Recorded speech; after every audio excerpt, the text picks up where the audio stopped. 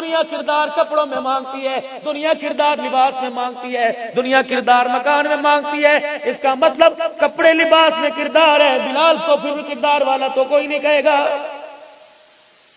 فتح مکہ کا موقع آیا، آؤ تمہیں غلام رسول بتلاؤں۔ فتح مکہ کا موقع آیا، اللہ اکبر، بلال اجی آمنہ کے لال ادھر آؤ۔ اس غلام کو بلایا، یہ سچا غلام تھا، ایک پیر کی جوتی پھٹی ہوئی دوسری ٹوٹی ہوئی کہ خود ہی دھاگے سے باندھ رکھی ہے، یہ غلام ہے، ادھر آؤ۔ ناک جبتی رنگ کالا، ہونٹ موٹے، ادھر آؤ۔ چادر جو اوپر لے رکھی تھی، سینہ چھپائے تو کمر کھل جائے، کمر چھپائے تو سینہ کھل جائے، اور میرے عزیز و تہمت اتنی نیچی تھی کہ گھٹنے بھی مشکل سے چھپ رہے تھے۔ بلال ادھر آ، ملتزم کے پاس سے جی بیت اللہ کی چھت پہ چڑھ جا اور جا کے اللہ اکبر توحید کے پھلیرے بلند کر۔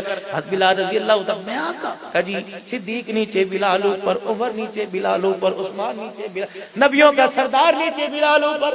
بلال رضی اللہ تعالیٰ نہیں کر کے سیڑھیاں چڑھنے لگے، اپنے پیروں سے جوتے اتارنے لگے۔ بلال بلال یہ نہیں کرنا، پھٹے ہوئے جوتے پہن کے بیت اللہ کی چھت پہ چڑھا جا، تو چھت پہ کھڑا ہو، میں تیرا چہرہ نہیں میں تیرا جوتا دکھاؤں گا۔ اوے لوگو میرے بلال کا جوتا دیکھو، جس کے دل میں میری غلامی آ جاتی ہے اس کا جوتا بھی زمین آسمان سے اونچا ہو جاتا ہے۔ میں تمہیں نبی کے غلام کا ذکر بتاؤں، اللہ اکبر۔ ایک جوان مسجد میں آئے، یا رسول اللہ صلی اللہ علیہ وآلہ وسلم، اجی کیا ہوا؟ میں کملی والے وہ مکان میرا اور یہ مکان اس کا اللہ کے نبی جس مکان میں کھجور کا تنا نظر آ رہا ہے اس کا مکان ہے۔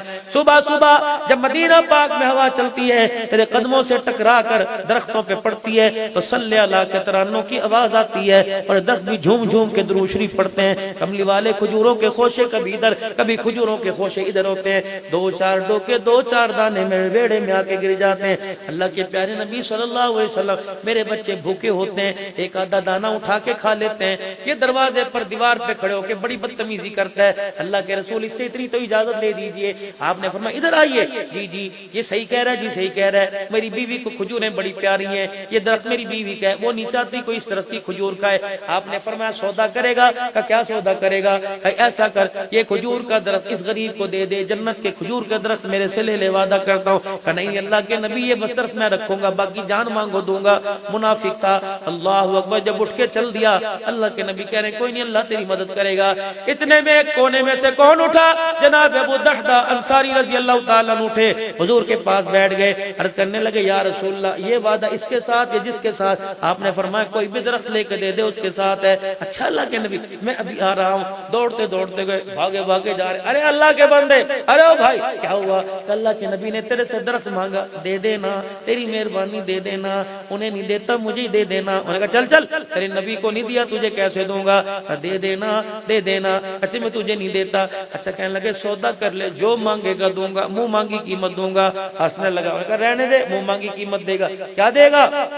جو تو مانگتا ہے دے گا، لکھ کے دیتا ہے، پکا رہے گا، کروں گا، جو مانگوں گا دوں گا۔ کہاں؟